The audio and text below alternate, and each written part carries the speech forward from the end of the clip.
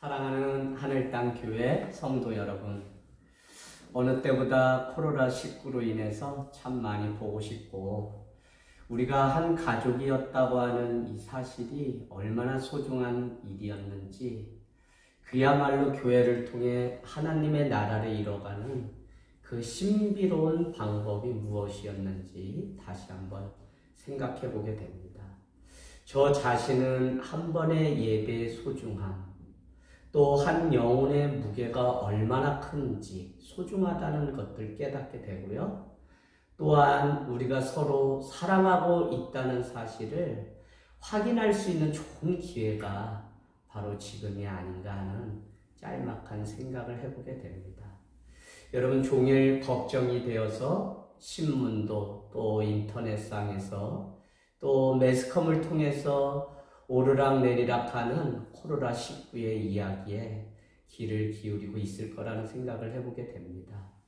정말 믿는 우리가 이와 같은, 이거보다 더 큰 재난이 찾아올 텐데 어떻게 감당해야 되는지 목회자로서 다시 한번 목회를 점검하고, 성경이 말씀한 같이 각 성도를 구비하고 세워서 어떻게 온전한 구원을 이뤄가야 되는지 다시 한번 고민하는 시간이 되었습니다.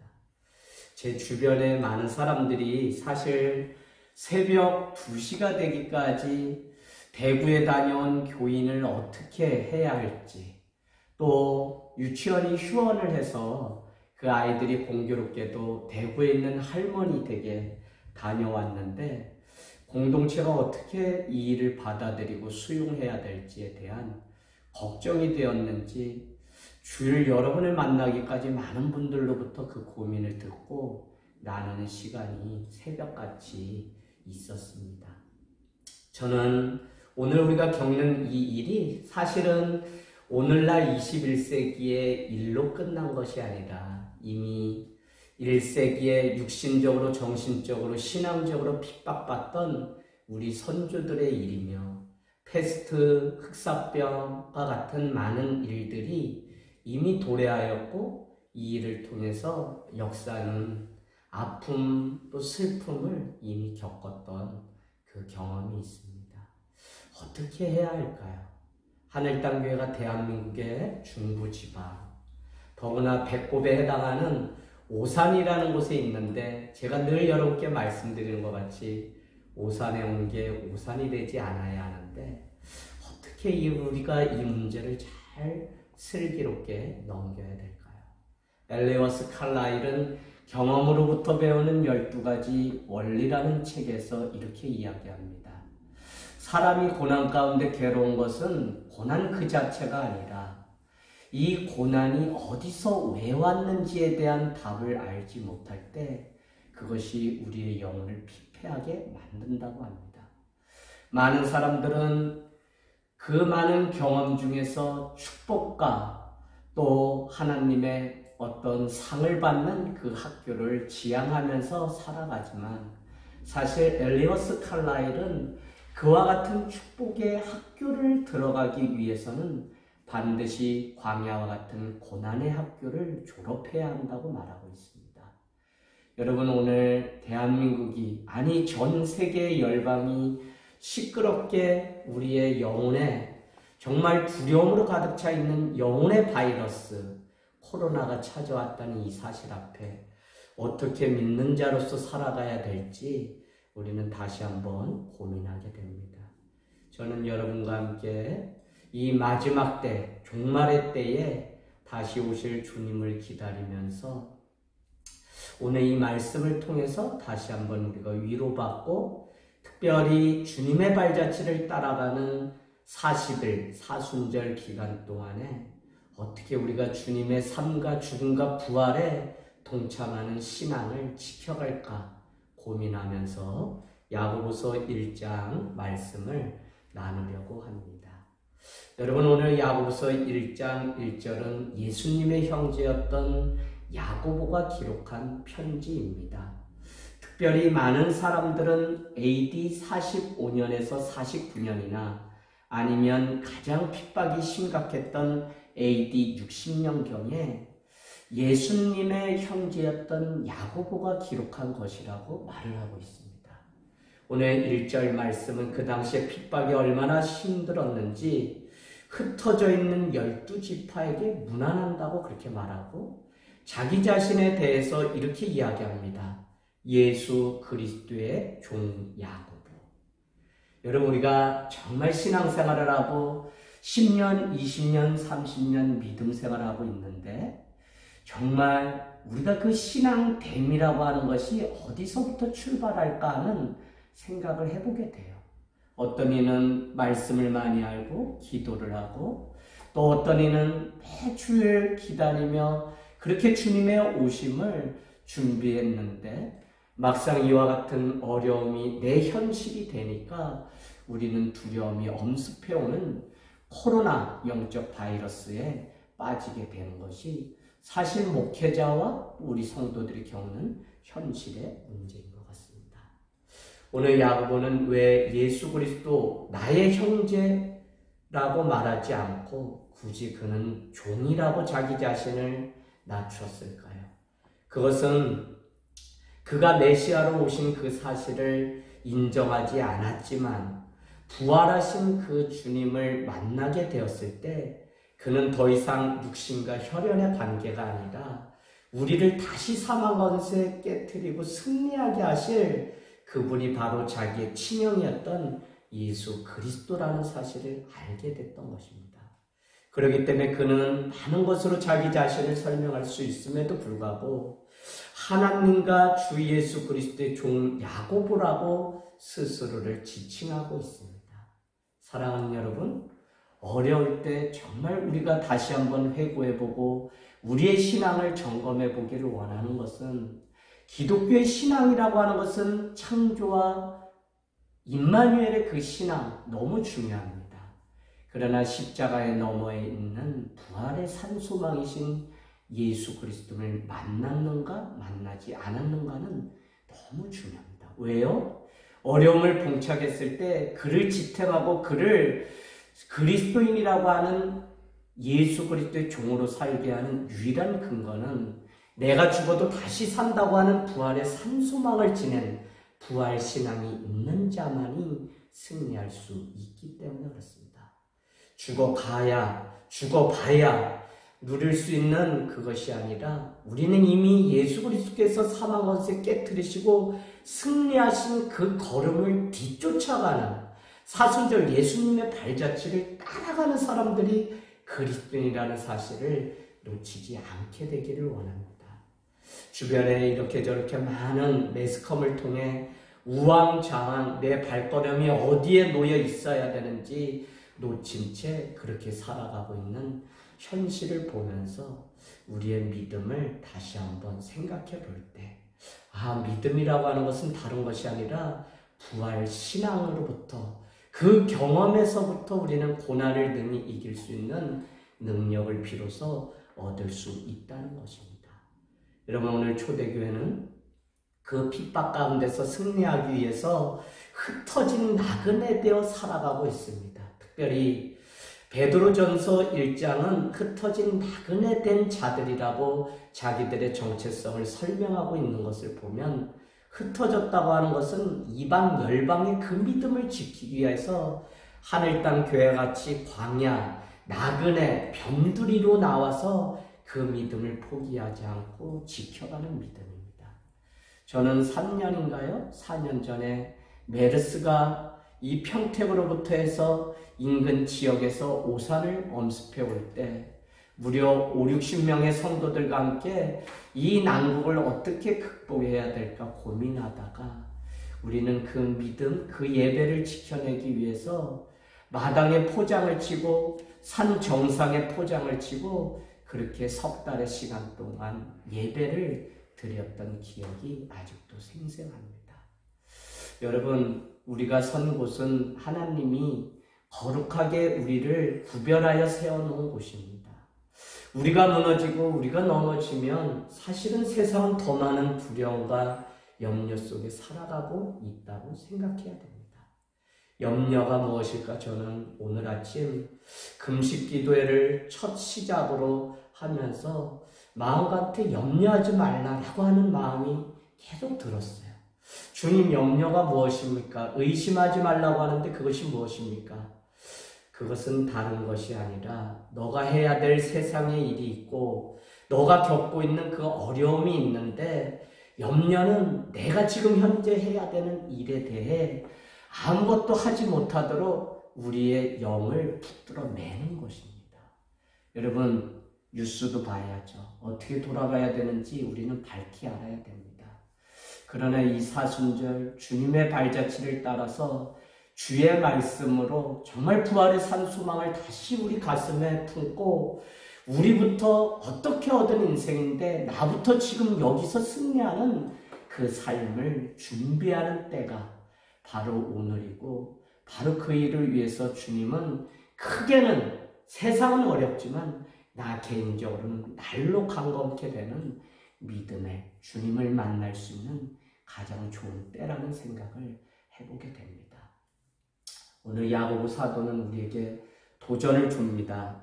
내 형제들아, 너희가 여러 가지 시험을 당하거든 온전히 기쁘게 여기라는 것입니다.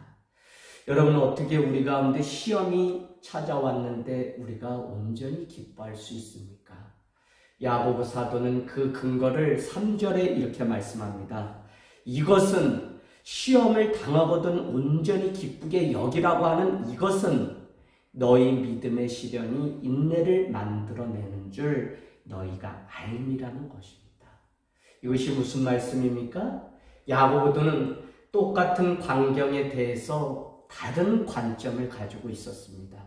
초대교회가 가지고 있는 이 어려움이라고 하는 풍경과 환경과 이 광경, 늘상 변할 수 있고 어려움이 찾아올 수 있는 풍경, 이 광경, 그것 바라보지 말고 믿음의 관점으로 그것을 재해석해야 되는데, 오늘 야고보 사도는 3절에 그 시험은 다른 것이 아니라 믿음의 시련이었다는 것입니다. 마치 이것은 무엇이냐면 믿음이 있는가 없는가를 보시려고 하는 하나님의 테스트의 시간이라는 것입니다. 아브라함이 믿음의 조상이 될 수 있었던 것은 그 아들 이삭을 바치면서 그는 그 많은 위기 가운데 그 많은 실수를 덮고 믿음의 조상의 자리에 올라갈 수 있었습니다. 그는 그 믿음의 시련 테스트 가운데 기꺼이 100세에 얻은 아들 이삭을 하나님 앞에 드리는 그 믿음, 바로 여러분 우리가 당하고 있는 이 시험은 세상이 그냥 말하는 그 시험거리가 아니라 우리에게 믿음이 있는지 없는지를 보시는 믿음의 시련이라는 것입니다. 그래서 우리는 그 어려움 속에서도 더 하나님 앞에 있는 자리에서, 삶의 자리에서 주님을 바라보고 그분을 예배하고 그분 앞에 가까이 나오는 도피성 되시는 예수 그리스도, 마치 선한 목자 되신 예수 그리스도 그 문으로 들어가야 풍성한 생명을 얻은 같이 우리가 들어가야 될 곳은 지상에서 가장 안전한 곳, 주님의 그 자리로 나아가는 믿음의 시련이 되기를 원합니다. 여러분, 더 놀라운 것은 우리에게 이렇게 이야기합니다. 이 시련이 오히려 인내를 만들어낸다는 것입니다. 히브리서 10장 34절 35절은 우리에게 이미 말씀했습니다. 성도 여러분, 담대함을 버리지 마십시오. 큰 상을 얻게 됩니다.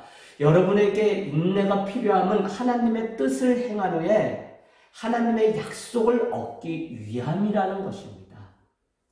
우리는 하나님의 약속을 얻기 위해서, 그것이 구원입니다. 그것이 우리의 기도의 응답입니다. 그것을 위해서 오늘도 주님의 길을 걸어갑니다. 그런데요, 그것을 위해서 우리가 한 가지 놓치지 말아야 되는 것이 있다면 그것은 바로 인내가 있어야만 하나님의 뜻을 행하고 약속하신 것이 비로소 내 삶 가운데 이루어진다는 것입니다. 저는 우리가 겪고 있는 이 많은 일, 전쟁과 전쟁, 난리와 난리, 소문과 소문, 아니 불법이 성행함으로 사랑이 식어진다고 하는 마태복음 24장 12절의 마지막 때의 그 모습에 대해서 다시 한번 상고해 보기는 우리에게 정말 인내가 필요하고, 이 인내를 견뎌내야만 이 끝까지 참는 자에게 주시는 구원이 우리에게 약속하신 그 약속을 얻는 것이라고 생각이 듭니다. 에레미야 애가는 3장에 이렇게 얘기합니다. 그발 강가에서 눈물을, 어쩌면 우리의 모습과 똑같을지 몰라요. 내 친구가 나를 이제는 배반하고 조롱하며 내 눈물이 뺨에 흘러 넘친다고 고백합니다. 나의 가는 길을 하나님이 첩경 지름길을 다 막으시고 내 뼈를 꺾으시고 돌담을 쌓아서 내 인생길, 아니 나를 관역을 삼아서 화를 삼는다고 그렇게 하나님을 원망합니다. 그럼에도 불구하고 그는 내가 고난 가운데 쓴 담즙을 먹으며 회상하온즉 이 아침에 주의 성실하심이 나의 소망입니다 라고 고백하면서 내가 잠잠히 기다림이 좋도다 구원이 이에서 나느니라고 고백합니다. 여러분, 기다리는 자, 인내하는 자에게 하나님이 주시는 약속은 구원입니다. 그래서 오늘 이 시험을 가운데 우리가 온전히 기뻐해야 되는 유일한 이유는 이것은 단순한 시험이 아니라 믿음의 시련이요, 이것은 인내를 통해 구원을 만들어내시는 하나님의 뜻이 있기 때문에 그렇습니다. 오늘 말씀 4절은 인내를 온전히 이루라는 것입니다. 구원에 직결되는 문제이기 때문에 우리가 당하는 이 많은 문제 속에 온전히 인내를 이루라는 것입니다. 여러분, 왜냐하면 너희로 온전하고 구비하여 조금도 부족함이 없게 하려 하심이라는 것입니다.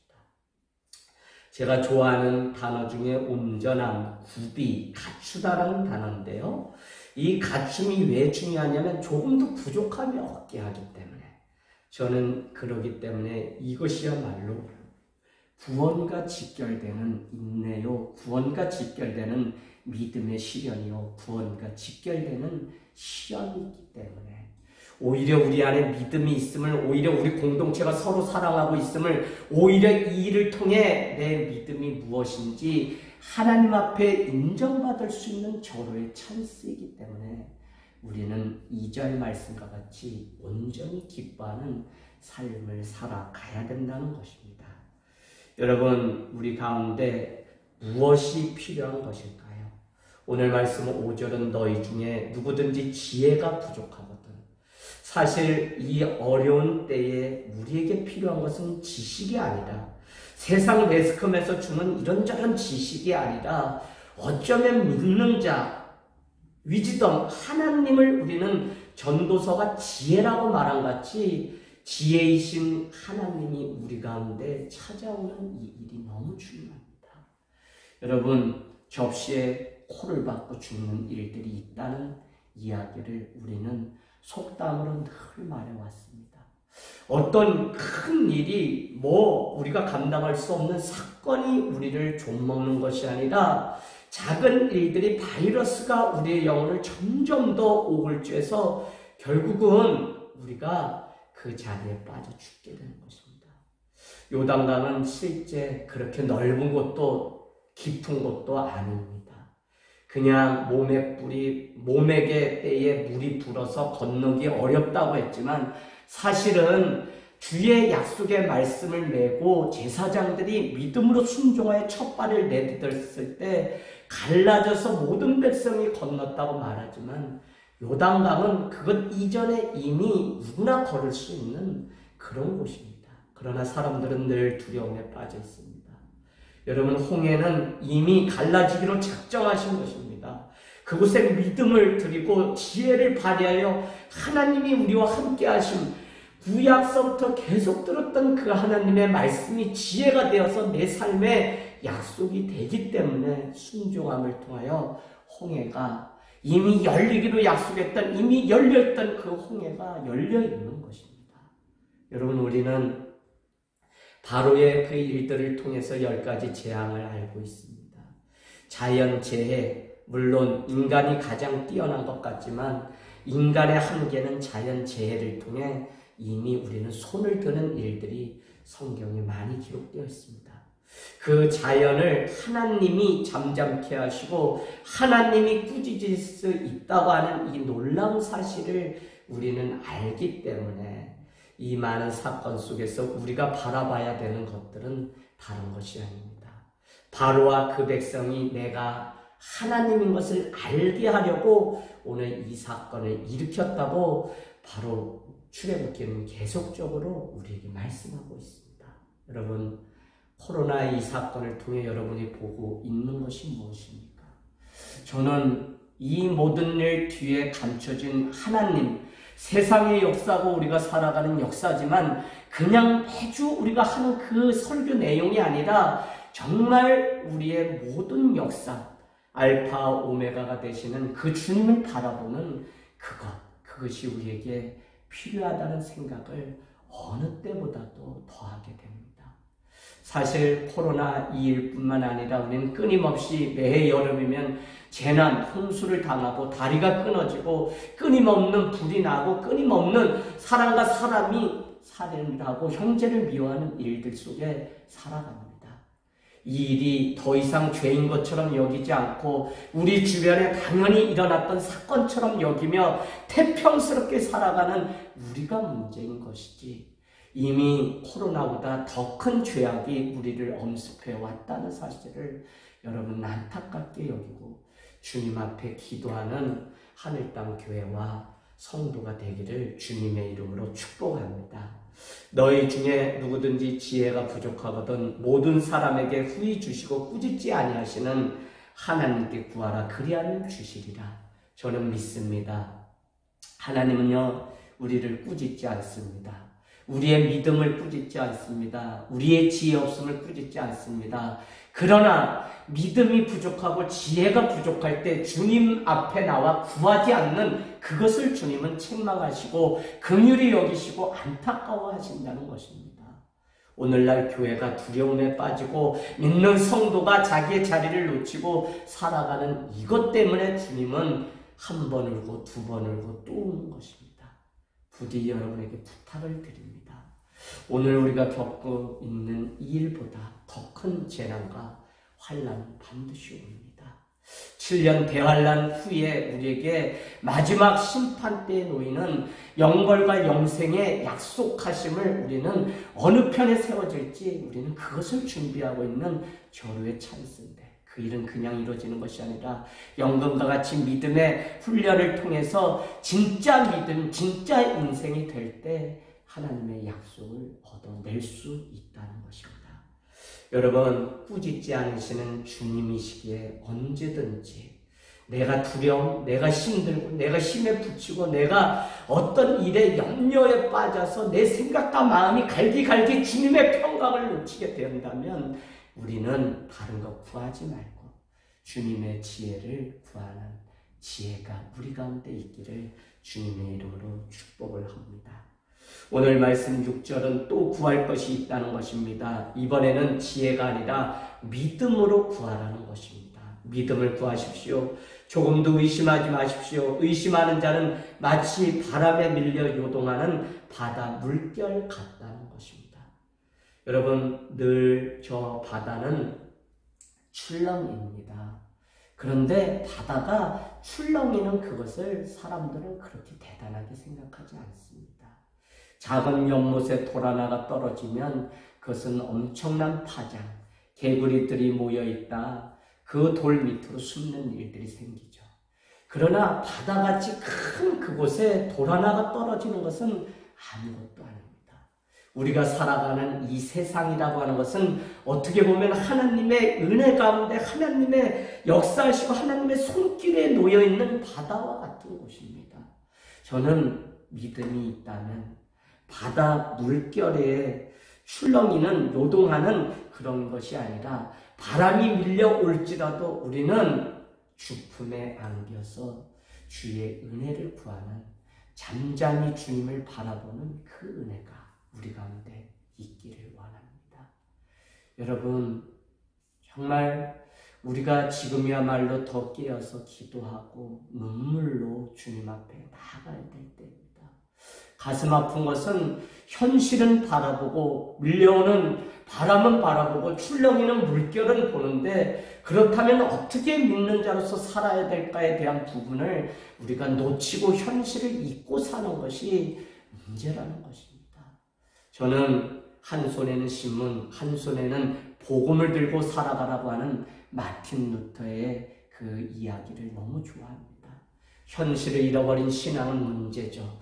그러나 신앙이 없는 현실에만 안착해서 그렇게 살아가는 그 사람은 또 출렁이는 그 물결 따라 춤을 추며 두려움 속에 자신을 잃어버리게 됩니다. 여러분, 자기 자신의 걸음을 찾아가십시오.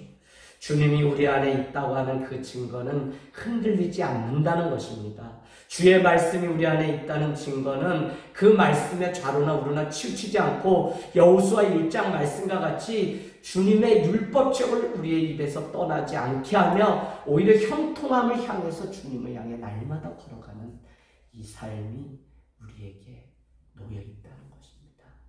여러분, 지금 우리는 2020년 2월 27일 오후 4시, 여러분 이 시간 동안에도 얼마나 많은 그 역사의 파장들은 우리가 보지 않는 곳에서 일어나는지 모릅니다.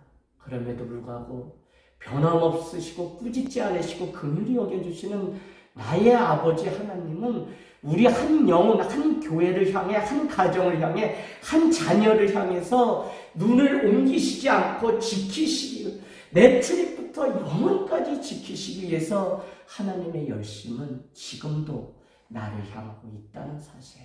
그것 때문에 우리는 주님 앞에 다시 온전히 구하고 온전히 인내를 이루는 삶이 되기를 원합니다. 움직이고 출렁이는 그의 인생은 7절, 8절에 두 마음을 품은 자요, 이런 사람은 정함이 없기 때문에 구하여도 아무것도 얻지 못합니다. 심지어는 사람은 무엇이든지 이런 사람은 주께 얻기를 생각조차 하지 말라고 말씀하고 있습니다. 저는 오늘 이 복음서, 이 야고보서가 기록될 당시 우리보다 더 큰 위기 가운데 있었다는 사실. 여러분, 믿음 가운데 그들은 옥에 갇히는 일들이 생기게 되면 그 아침이 맞이하는 그 일이 얼마나 두려운지 모릅니다. 왜요? 원형 경기장에 많은 사람들, 로마 시민권이 있는 사람들은 원형 경기장에 앉아 있습니다. 그들이 발을 내려도 사자가 물지 못할 높은 의자를 만들어 돌계단으로 쌓아 놓았습니다. 그 아래 감옥이 있는데 그 감옥에서 한 사람의 이름 그리스도인 누구라고 호명하면 그는 사자가 기다리고 있는 그 원형 운동장에 나와서 사자와 싸워 이기든지 아니면 이름도 없이 빛도 없이 사자의 밥이 되는 그냥 죽는 자의 길. 그럼에도 불구하고 그들은 그것을 두려워하지 않고 포기하지 않고 의연하게 주님이 자기에게 주신 그 걸음, 오히려 그 핍박, 그 순교, 그 고난, 그 시련을 더 기뻐하면서 주의 길을 갔다고 하는 사실입니다. 여러분, 우리에게 정한 마음이 있기를 원합니다. 정함이 있다는 것은 주의 은혜와 평강이 있다는 것입니다. 저는 다시 말씀으로 돌아가고 다시 예수 그리스도께로 돌아가는 이것이 초대교회로 돌아가 올해 2020년 본질을 지키고 본질로 돌아가는 성도의 첫걸음이라고 믿는 것입니다. 하늘 땅 교회라면 저력이 있어 감당할 수 있습니다. 하늘 땅 교회라면 겸손함으로 주님의 일들을 할 수 있습니다. 오늘 우리에게 다시 한번 부탁하기는 낮은 형제는 자기의 높음을 자랑하고 부한 자는 자기의 낮아짐을 자랑할지니 이는 그가 풀의 꽃과 같이 지나가리라. 어떻게 여러분 낮은 형제가 자기의 높음을 자랑할 수 있습니까? 바로 예수 그리스도 때문에 낮은 자리에 살아간다면 그는 자기의 낮음을 부끄러워하지 않고 자기의 높음을 자랑할 수 있습니다. 오히려 경제적인 부를 누리고 많은 혜택을 갖고 살아가지만 자신이 정말 왕으로 오신 예수 그리스도를 자기의 구원자로 섬기고 모셔드렸다면 자기는 자기의 낮아짐, 자기의 아무것도 아님을 자랑할 수 있는 그가 바로 그리스도인이라는 것입니다. 오늘 저는 9절, 10절 하나님이 우리에게 지혜와 믿음도 요구하시지만 결국 겸손을 요구하시고 예수 그리스도께로 나아가서 여러분 높은 자가 교회에 들어와서 낮아져야 들어올 수 있고 낮은 자가 교회 들어와서 높아질 수 있는 하나님 나라의 놀라운 이 비밀을 아는 자가 되기를 원합니다. 왜 그러냐면 우리가 가진 모든 것들, 낮고 높음은, 부함은 다 풀의 꽃과 같이 한순간 지나가는 일에 불과합니다. 코로나19도 우리를 다, 우리의 영혼을 여러분 좀먹을 것 같지만 지나갑니다. 나라에서 권고사항 교회도 따라하고 나라에 순복하며 여러분 손을 닦고 손을 씻고 마스크를 하고 침으로 말로 대화를 통해서, 그래서 반드시 마스크를 예배 때도 하고 우리가 얼마나 각별히, 저는 이번 주 너무 놀랐습니다.